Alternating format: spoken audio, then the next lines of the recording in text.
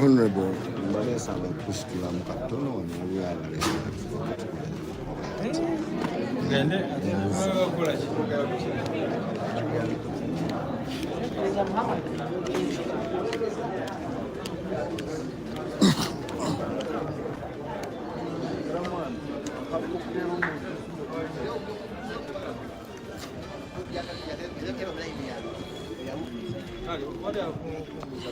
Honorable twagala okumanyako nga akwasaganya ekibiina ekivuga gavumenti omu ku bakulembeze tubulireko biki ebimu ku byosuubira olwaleero kuba twalabye dokita olunaku lw'eggulo ng'agattiddwako omusirikale wa UPDF nga baga nti naye y'omu ku be baakola emisango gino gy'okukwata ekissi mu ggwanga ly'e Kenya. What is your take about that? Of course, kyabuswavu kibali mu kugezaako okukola kirabira ddala nti bagezaako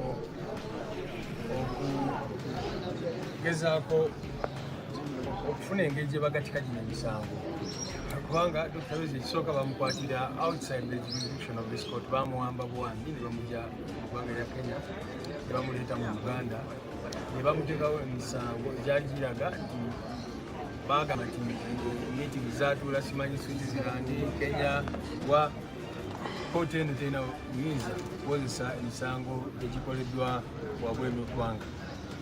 N'ensonga endala of course gye tuwakanya nnyo yakukozesa basivilian mu kooti z'amagye. Kooti etaputa ssemateeka yavaayo olwedde n'ekyogerako bulungi nti basivilian tebalina kukozesebwa mu kooti z'amagye. Kakati kino kye bakoze kye baakola ne ku bawagizi baffe aba NUP ekimanyi bulungi bwe babawamba bano ba Olivia Lutaya ne baleeta wano ne bakola ki bamala emyaka 2 mu kooti eno nga omusango gwe baali babataddeko gwakusangibwa n'emmundu. Emyaka 2 bwe gyayita ne babaleetera omusango gwa treachery guno gwe bataddeko Dr. Besigye gwe bagezaako muteekako nabo ne babagatako gw'omusango. Bano si bannamagye bw'osoma etteeka lya UPDF Act ogw'omusango gw'abantu ab'amagye. So kakati bano si bannamagye kati ne babongerako gw'omusango gwa treachery. So byonna tubiwakanya nga bw'omanyi naye nga bwe kugambye kati olaba baagala kukyusa charge sheet. First of all bongeddeko omusirikale ekirala ne bongerako nti meetings ezimu zaatuula Kampala. Olw'obuswavu kati bagezaako okulaba tukitereeza tutya kino kye twakola. Bakimanyi bulungi tebalina jurisdiction oba tebalina buyinza bwozesa abantu ku misango gye bagamba nti bakolera bweru w'eggwanga. Bakimanyi nti tebasobola kukozesa civilians sobola abagenze ne bajjayo omusirikale eyo yonna gye bamugye ne bamugata ku fayiro eno. So kiwakanya era ffe dimandi yaffe ngabo ebadde one bateebwe bano abantu kubanga emisango gye basooka bateekako clearly gyali egiri within the jurisdiction even of any court in Uganda by the way.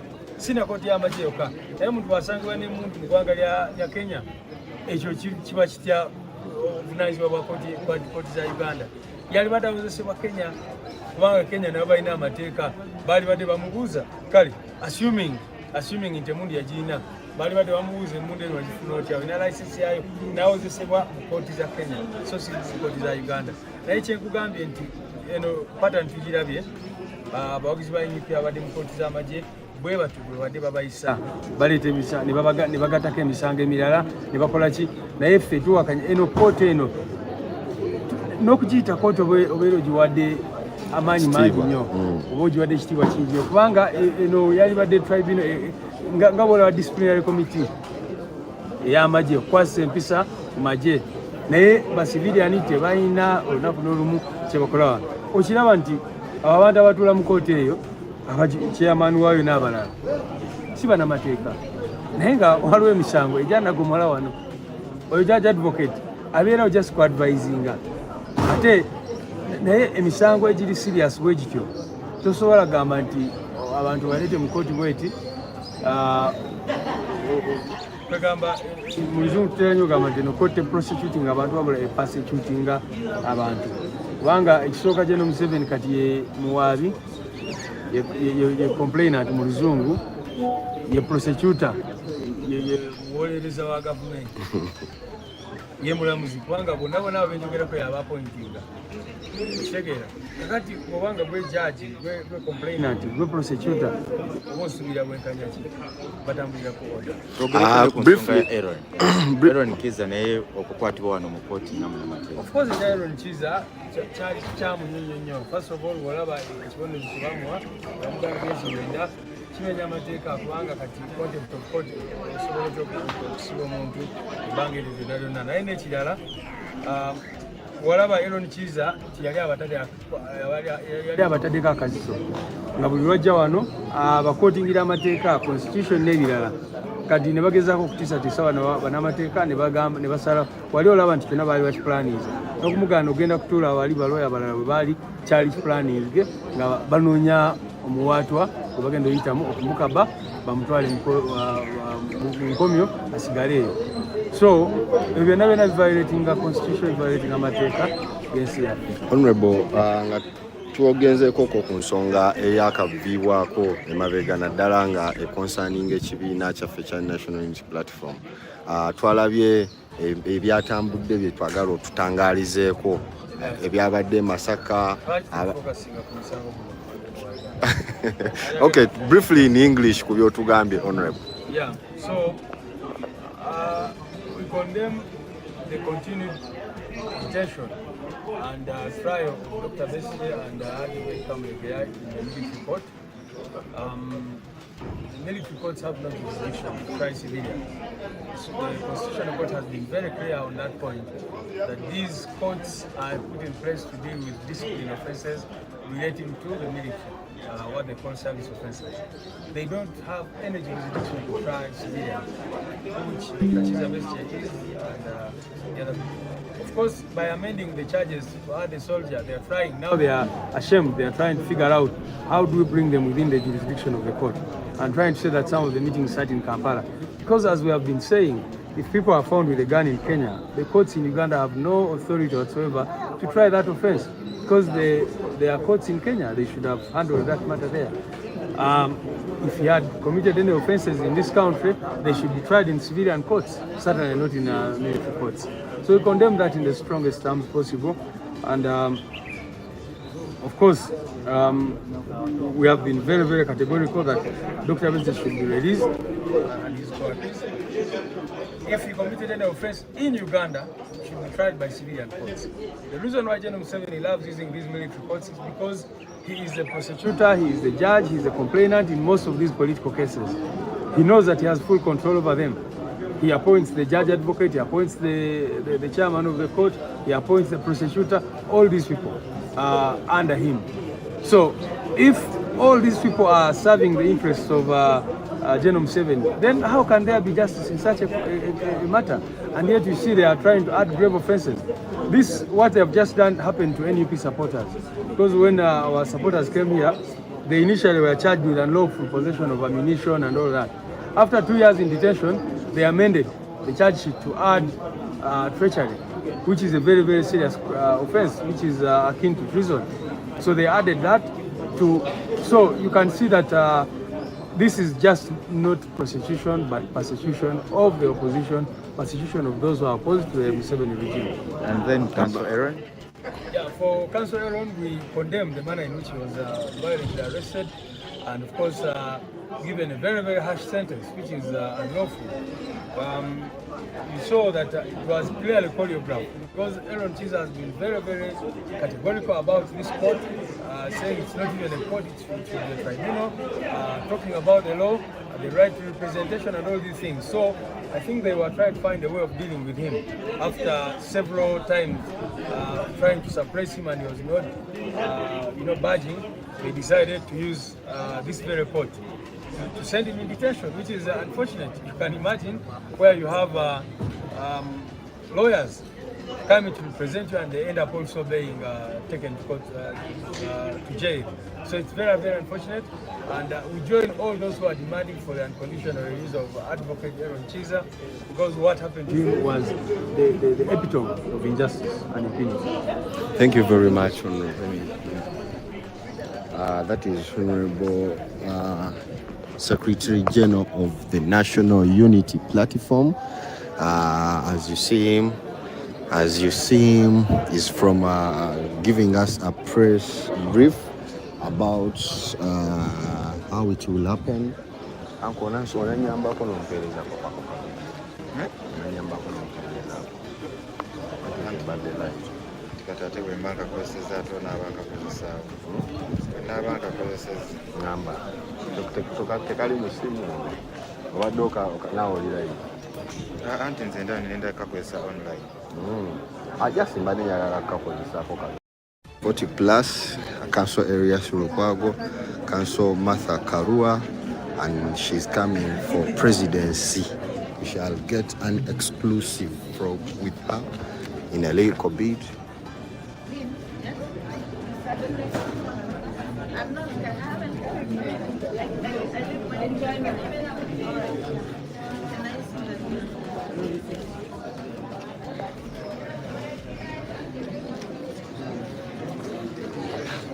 That is Council Martha Karua, as you are seeing.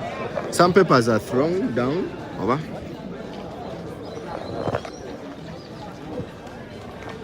Chabasa.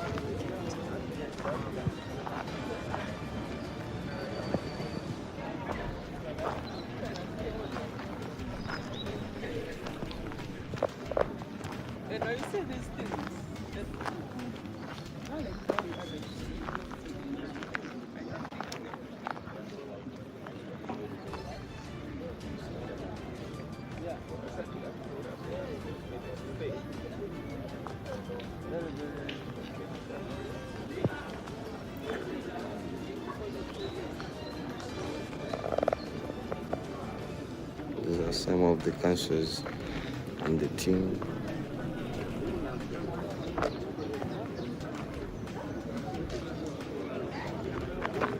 Deputy, only 1 minute.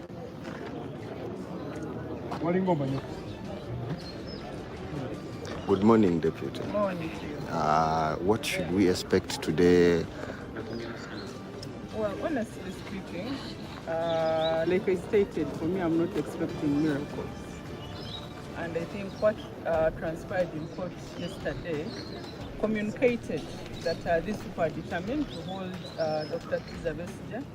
They are determined to hold the Hajj Obed family there for some time, not for a short time, but for a very long time, because the charge sheet was amended. A serving UPDF officer, Captain Dennis Ola, was added to the charge sheet.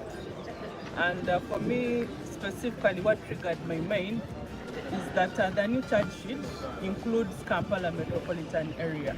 Initially, they were saying they committed these offenses in Greece, in Switzerland, and in Nairobi. And our argument as supporters, and also the argument of our legal team, was that this court does not have jurisdiction to try them. Now they have added Kampala metropolitan. That means they are going to say much in the court martial is in Kampala, and therefore they can try these people. So I do not have any hopes. But like Besigye has always encouraged us, we are fighters, and under dictatorship, whatever Besigye is being subjected to is expected. Whatever Aaron has been subjected to is expected. But I've told people, we are fighters. I know this time round, we have received some blows, but trust me, we are going to fight back. We are not going to simply watch as Besigye stays in prison. We are not going to simply watch as Aaron stays in prison, because it's not about them, this is about us. When Aaron came here, he did not know that as an advocate, he was going to be put in the dock, he was going to be tortured and remanded. So this is equally for us to fight for the legal team. This is equally for us to fight for any other person that might fall a victim to the wrath that we are being shown at the court martial. Thank you very much, Deputy Lord Mayor. It's not so good in Luganda. Sina kyamaanyi nnyo kyensuubira okuva mu eno kooti, kubanga ebyabaddewo oba ebizze nga bibeerawo mu kooti mulina mubadde muliraba bulungi. Jo twabadde very surprised bwafulumiza charge sheet nga bongeddeko kati omunamagye gwe bayita Captain Dennis Ola. Nsuubira ne Dr. Besigye ne Obed ono omusajja tebamulabangako. Tubadde tuzze nga twemulugunya nga tugamba ebikolobero bino byeboogerako babikomitinga e Greece ne batugamba e Nairobi ate ne batugamba ne Switzerland naye jo bayongeddeko omusango omupya ate ne batugamba gwali committed mu Kampala Metropolitan kitegeeza kati eno kooti enoonya legitimacy etugamba nabo balina obuyinza okusobola okutryinga Dr. Besigye so ffe tetujja kugwamu mwani era tugenda sigala nga tulwanira eddembe lya Besigye tugenda sigala nga tulwanira eddembe lya Aaron Kiiza kubanga tukimanyi leero batutaawo naye naffe bagenda tuki. Thank you very much, Council. Sorry to call you Council Deputy Lord Mayor over there. Lubongoya is getting inside, as you see. Lubongoya, as you see, is getting inside. Council Elias Lukwago is over there and also getting inside.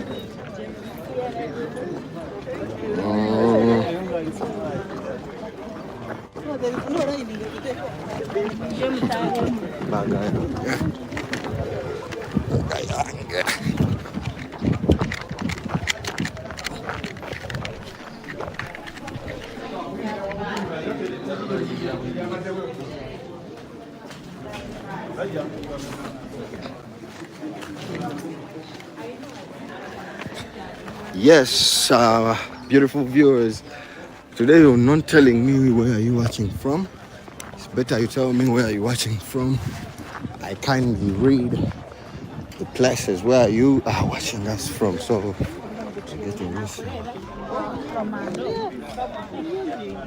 Senior Obedi, Chintu Finolae Walinyo, Antifet Wakozela.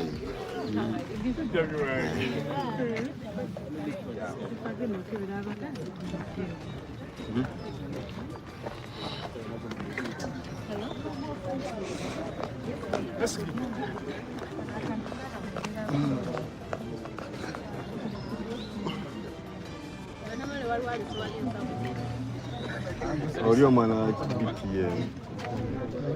Wa credit ya yale. Sandoka. Oh.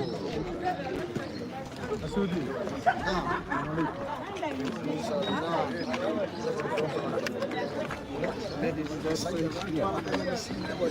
Good morning, Afande. Morning, Afande. Good morning.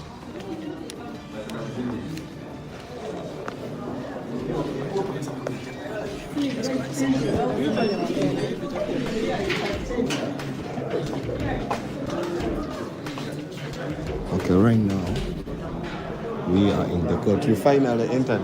Yes. We are in the court right now. As you see, everything finally entered.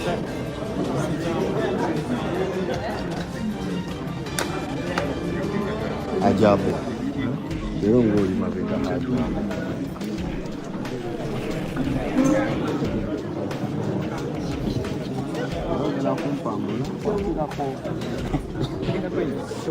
Anti ajabu wali wano. Ajabu sinza munyigirizo satya. Oyagala ngobe mu kifo. Ono sebo gye nkolera sijjakolera naye angobya. Bakiri ajabu gwe obeerawo nga tomanyi maanyi go. Naye okuba bukubi kisinzo y'omusaba. Fired.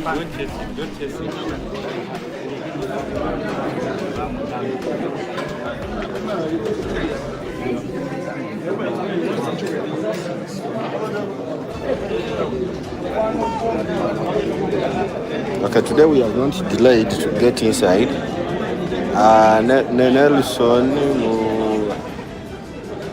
Nelson, are you subscribed?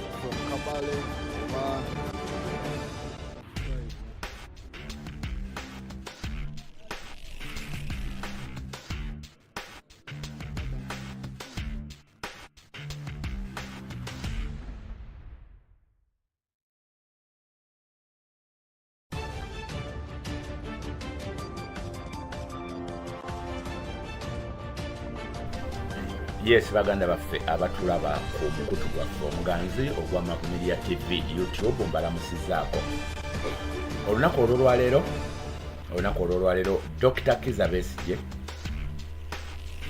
ne banne kati abaweza ababiri. Dr. Kizza Besigye abadde yasibibwa ne Haji Lutale, naye olunaku olw'eggulo baabongeddeko ate omusango omulala ogw'okulya mu nsi yaabwe olukwe, ne babongerako kapiteeni Mulamba, musirikale wa UPDF.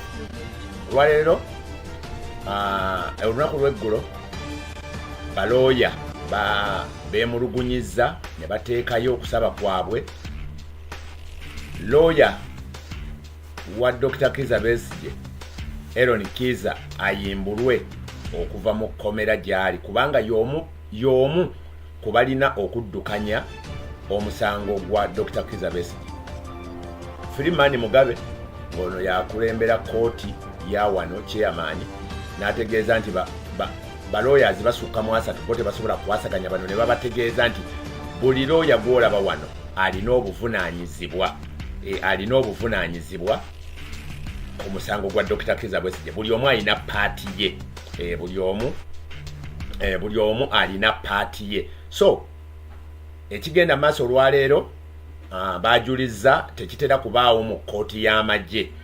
Olunaku olw'eggulo bajuliza ne bagamba bakomewo ate olwaleero batuule, ekooti ereddemu etuule, tekibaawo. Mujjukire emisango gino egivunaanibwa naddala ng'oli mu kooti y'amagye, bw'ogenda ku alimandi nga kooti y'amagye yeekusindise, ekigendererwa kyabwe kulemera era kiba kizibu nnyo okuleeta mu kooti mu nnaku ze bakugambye. Naye kyamukisa nti Dr. Besigye nti olunaku n'olw'eggulo yabadde mu kooti, olwaleero akomezeddwawo. Abasibe ba Nuupu abasinga bwe babasiba, kamera zigaanibwa, mutera obbiraba, bannamawulire bagaanibwa okuyingira ebiseera ebisinga. Naye ku lwa Dr. Kizza Besigye tuyambiddwa nti bannamawulire nga bw'olabira ddala wano kamera, kirabika nti kikola ki nti bo babakkiriza oba batukkiriza okulaba nti tuyingira mu kooti. Tugenda bawa buli kyonna ekigenda mu maaso.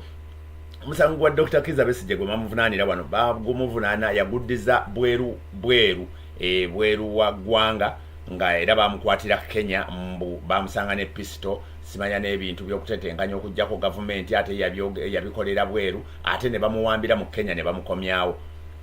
Bannamateeka ne bakikubamu ebituli ne bagamba kooti eno terina buyinza kukola ki, byali badde atwalibwa na Kenya bwe waba nga waliyo omusango Kenya.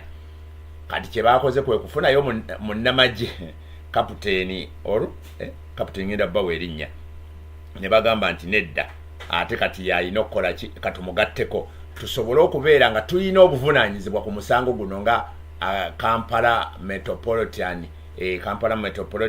ebeere nga tusobole okuba nga tuvunaana abantu bano. Ekigendererwa kyabano baganda baffe abe FDC nga bwe muwulidde Deputy Mayor ategeeza n'agamba ekigendererwa kya bino byonna era nga naffe mukiraba, era ka network kagenda kuddamu katutawaanye ng'olunaku lw'eggulo, naye temufaayo kajja kutereera. Ekigendererwa kyakulemeza bano mu kooti, mu kkomera. Naye ekintu kino mukyegendereze nti ffe bizze nga bituukawo, tubagamba bawamba abantu ne mugaana, tubagamba batuwamba mugaana, simanya ffe tulina effujjo, simanya biki. Kati Dr. Kizza Besigye bamuwambira na Kenya, mu nsi esukka amateeka gaayo nga malala ku ga wano. Lawyer wa Dr. Kizza Besigye, Aaron Kizza, bamuwambira mu kooti mwennyini, tebamukkiriza na kwewozaako, tewaliwo hearing, tewaliwo defense, bakola bukozi ne bamusalira omusango. Kati ali mu kkomera emyezi 9. Kati gwolowooza ki ekigenda maaso? Kaneti wakaka kakuttemu, tugenda kuba tukatereeza, mpola mpola, mwekuumire ku mukutu gwa Map Media TV. Munda ekintu kino kyengenda negendereza, buli we babaawo ba live streamer, kino baganda bange ababeera ku media musooke mukyegendereze, buli we wabeera main streamer, aba main TVs, bano aba main TVs nga Bukedde, simanya BBS, simanya NTV, simanya NBS, bw'obalabangawo nga bakulinaanye nga mukola nga streaminga live ebiseera ebisinga network gy'obeerako oba ya simu etera okuvaako. Kitegeeza ne kagundi akuuma kaabwe aka streaming ebifaananyi nako kalabika kayina bwe kakosa network eno. Kugeza ng'ewa muganda waffe Ssegirinya kati yiye ekomyewo naye ng'ewa muganda waffe Ssegirinya era twali ba mainstreamer ono waali ono wasanyuka ono waki ng'ate bo balaga nti bo baweereza butereevu kyo kigenda naye ate abalala ng'ebifaananyi bitawaanya maze kigenderera era bwe kinaddamu nga mbalinaanye nga tuli ku activities nga za National Unity Platform tujja kusooka tubajjeko ko tukikonfaminge. Tujja kusooka tubajjeko ko tukikonfaminge.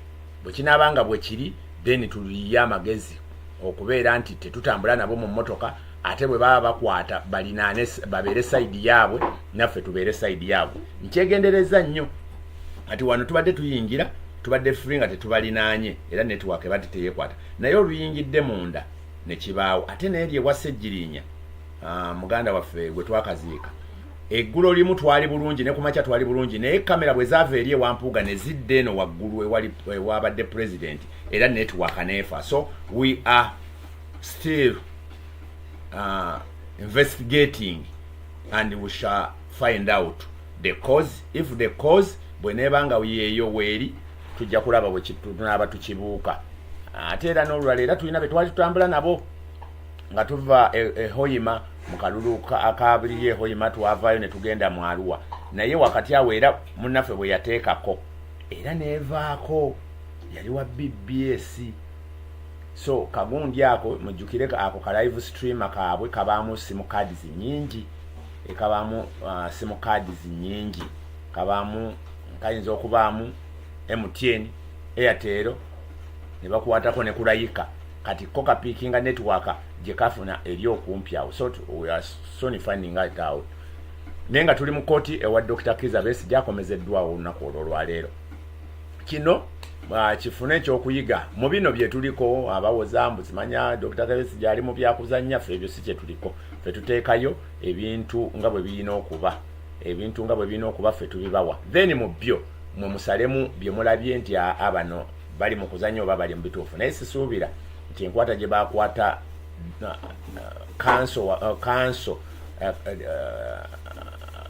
Kizza Aaron Kizza nti ate kujjako ng'oli naawe nti olowooza ntya nti eno katemba bannaye tusooke tuanalyzing ensonga tusooke tuziggyemu obukyayi tuzitunuulire nga bwe ziri.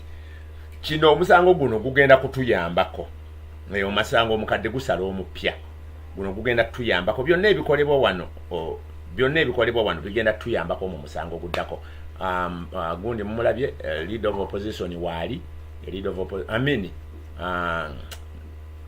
SG waffe David Lubongoya waali ate olunaku olwaliro tugenda kubeera ne security ne leader of opposition tugenda kuba naye.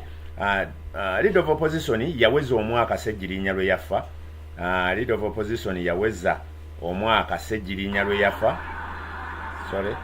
Ssegirinya lwe yafa era wali watekeddwawo wali wa the man omulabye katulabe. Tell us about this army soldier who was added on the matter of Kizza Besigye. What is your take about him? Do you see, or was he among the suspects? Those who put in the case were mapping out the strategy of extending what Dr. Besigye is bring answer. Otherwise, in terms of rules correlated to the rules of the court, that kind of submission is not acceptable. And I think that's why it's separated because of this discussion yesterday. This case has two important elements. One is the territorial jurisdiction, which has got to be solved or measured from the entity of territories and the sovereign territories. The second one is related to municipal jurisdiction, which carries with the Kabazuka case, which was decided recently by the Yes. That is Honorable Kenny Luchams for you. There is a message here. It is kind of jokey. You know we are live. The message is like they need some language that you used to talk to them in this matter.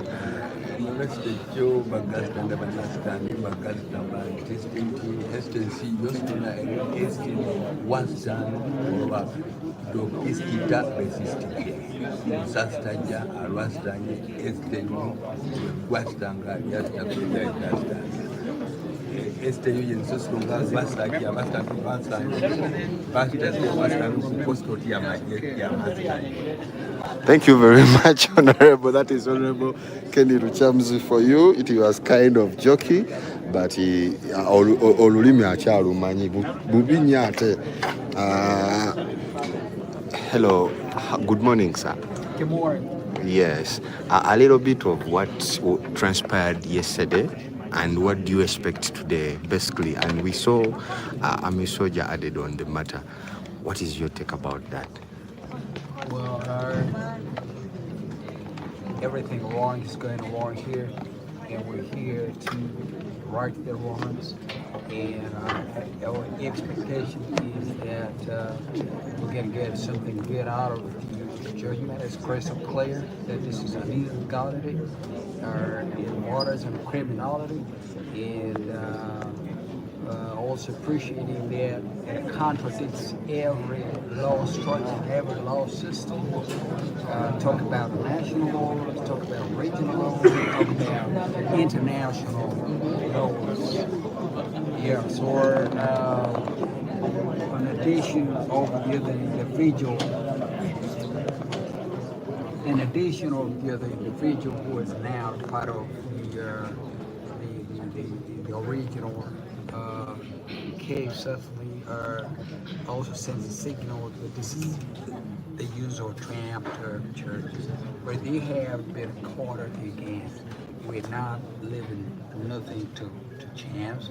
This is I know there are doctors in the entire system, people who believe in prosperity, unity, and the progress of this country will put their time and effort together to help Uganda get a better start. We're in this together. First of all, we want to thank our brothers and sisters, in Kenya that are standing solidarity with us, that focused on the regional spirit and the regional family, to know that an attack on any one of us, an attack on all of us. But also we expect that, as a country we've gone through enough, and we feel this is the right time for us and for everybody to say now is now. It cannot be business as usual. And I'm happy that everybody, including those that support the system, are getting to a point where they're appreciating that, look, this is not going to be a business or years of era, just like you had from the proceedings yesterday. I court order, an MRU, extradition treaty, and things that border to the international law system have been working. And I believe that these people have run out of excuses, and I, towards there today, they have no option but to give us a judgment that is in our favor, to allow activists and those that are incarcerated, illegally detained, to get their freedom today, because just like very fondly, just like or that is crystal clear that if you claim or you report that somebody committed a crime, while in Greece, his land or Kenya, there is not a cop in Uganda under the sun or underneath the sun that has the constitutional power, constitutional influence, and constitutional authority to even hear, not even the top of this possible, to even hear, not the Supreme Court, not the Constitutional Court, not the higher court, the High Court, or such courts in Uganda that are sanctioned for an act of politics. So this is an illegality, and it's going to be quest and for the low garbage being that we deserve today. And basically, that's what I believe.